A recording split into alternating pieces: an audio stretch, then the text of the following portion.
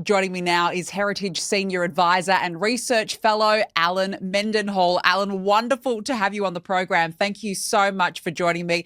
Huge celebrations over in America at the weekend for the 250th anniversary. I did note that President Donald Trump, he marked this occasion on the eve of the anniversary with quite a patriotic address at Mount Rushmore, declaring that the United States is the most exceptional nation ever to exist, and he's vowed that it would never be a communist country. Here's a bit of what he had to say.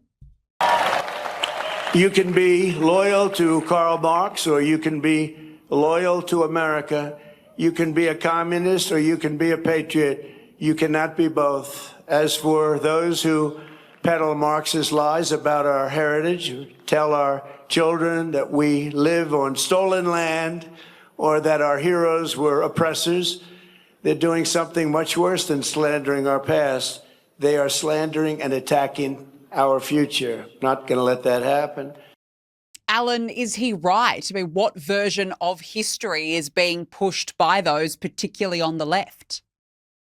Well, I think he's right. And I think America is great because of a combination of things, because of the people and because of the governing institutions. So if you don't have one, you don't have the other. So I guess you could say it's one thing, which is a symbiotic interplay between the people and the governing institutions.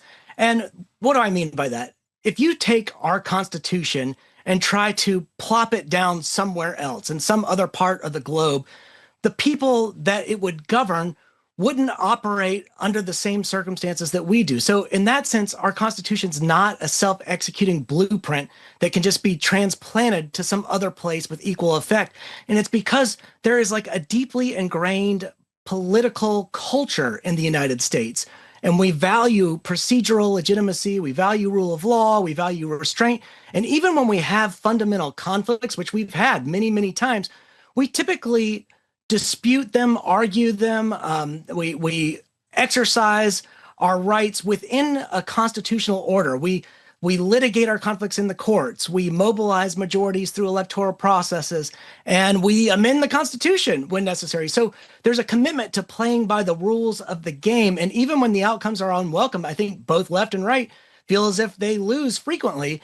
We always are going to have some sort of cultural internalization of limited government and separation of powers and popular sovereignty. And so, yes, when you try to insert something like Marxism into that political culture, you're going to see fundamental changes in the culture.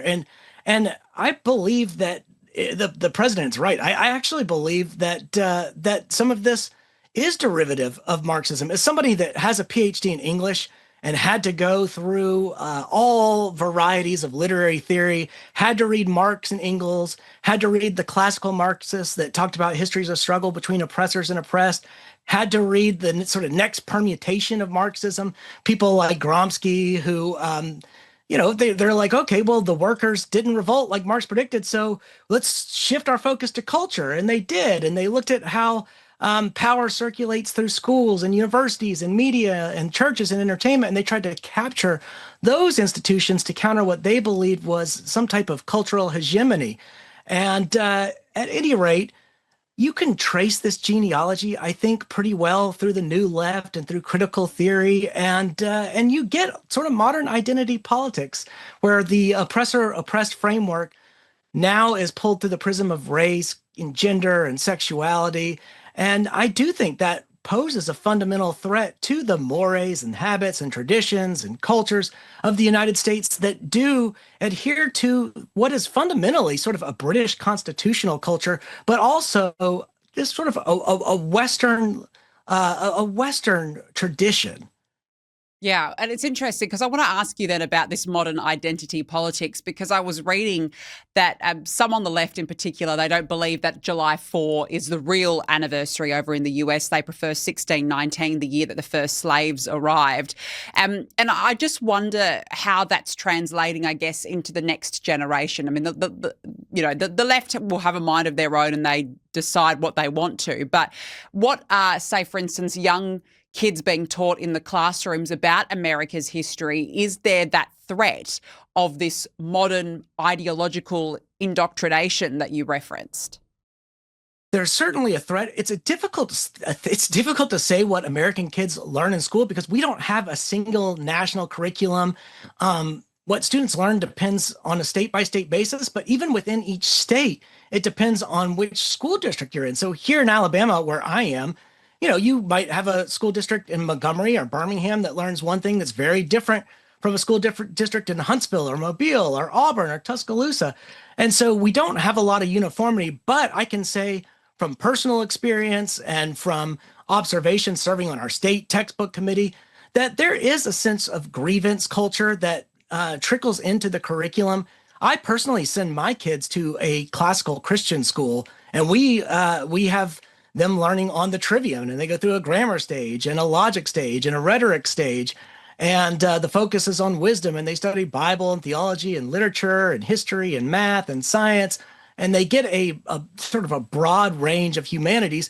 But what I think is really important about that is they learn to look at political events, contemporary political events, over the course of centuries. And I think they're better able to contextualize the particular political moment that we're in. Whereas, a lot of students sort of look at the 1960s as if that were the American founding, and they have no historical memory beyond that. And of course, if you think that that either slavery or just the abuses under the civil rights movement are the only story America has to tell, of course, you're going to come away with a very negative history. But America has a wonderful history, and in particular in this area of slavery, I think America has a lot to be proud of. The West did not invent slavery, but it played a leading role in abolishing the transatlantic slave trade and promoting worldwide abolition.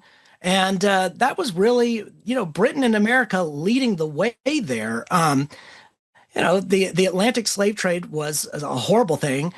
Slavery is an ancient institution. It existed in Mesopotamia. It existed in Egypt and Greece and China and Africa and the Islamic world in the medieval period.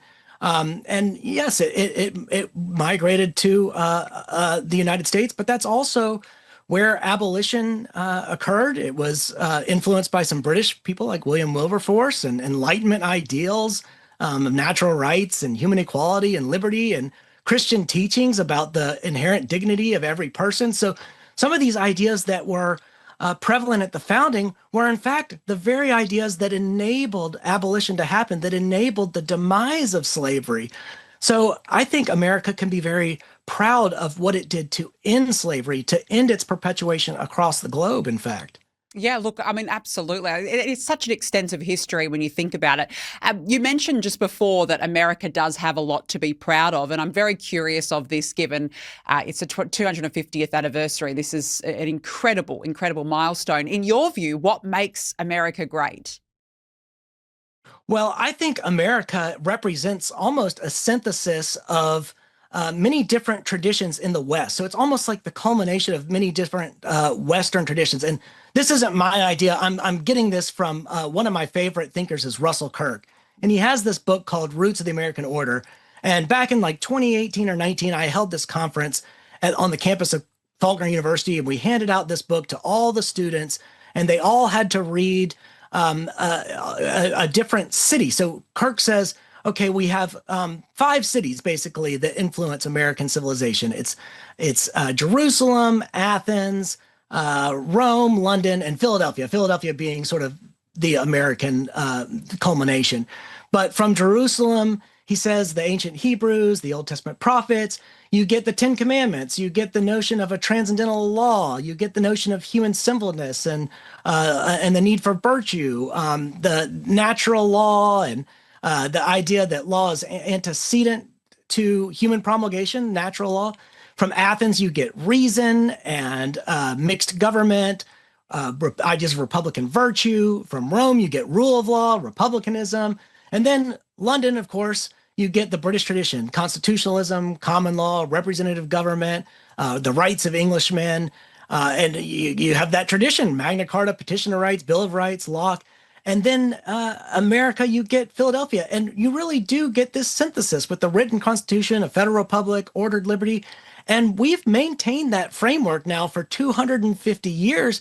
And that's, that's something to really be proud of. And I truly believe that we have taken a lot of what was the best in the Western tradition and enacted it here in the United States. And of course, a lot of that's fragile. We're at risk of losing some of it. But because we have had 250 years of workable government under these principles, we've got momentum on our side.